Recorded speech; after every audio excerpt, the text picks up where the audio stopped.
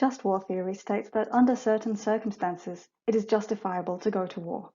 It does not state that war is good, but that sometimes it is necessary. The Catholic Church's official teaching on the ethics of war has been a form of just war theory. This is a form of ethical thinking that justifies war under certain conditions. And whilst it originated with Greek and Roman philosophy, it is now largely associated with Christianity after later Christian developments. There are two parts which determine conditions for beginning a war and what happens during a war. And some ethical thinkers argue there should be a third set of criteria that determines ethical action at the end of a war.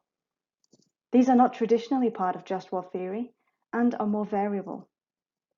Just war theories are, on the whole, an attempt to limit harm in a situation deemed to require physical force.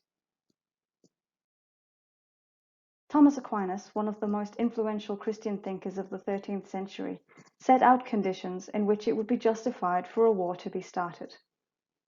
These jus ad bellum, or laws of war, state that the war should have a fair or just cause, for example, protecting a country against invasion or self-defense.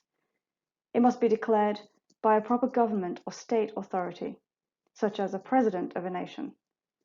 And its ultimate goal must be for good and not for evil. It must be fought to restore peace and not to continue violence. Later Christians added criteria by which a war should be fought if it is deemed necessary. These jus in bello criteria state that all other peaceful means of solving the problem must be tried first, such as negotiation.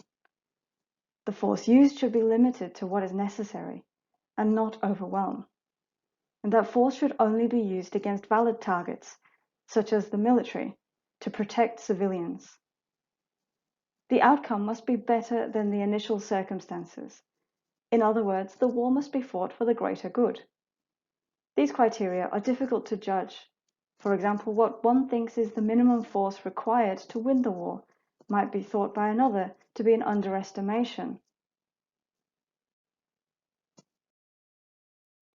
Some thinkers argue there also needs to be criteria for what happens after a war and how to honor the rights of the defeated side, including avoiding discrimination, for example, when someone is tried as a war criminal. Some argue that the victors have a responsibility to help the defeated rebuild once the war ends. The Catholic Church has supported just war theory as its ethical framework for war, but language around the use of force and violence is changing in the Catholic Church. Catholic ethical thinkers today emphasize a recontextualization of Jesus' teachings as relating to modern warfare and peace arrangements. In light of this, many advocate for a non-violent approach to global disagreements, which protect the rights of all people, many of whom would likely be harmed by violent action. Pope Francis has a particular concern for those on the margins of society, especially those who would be particularly affected by war.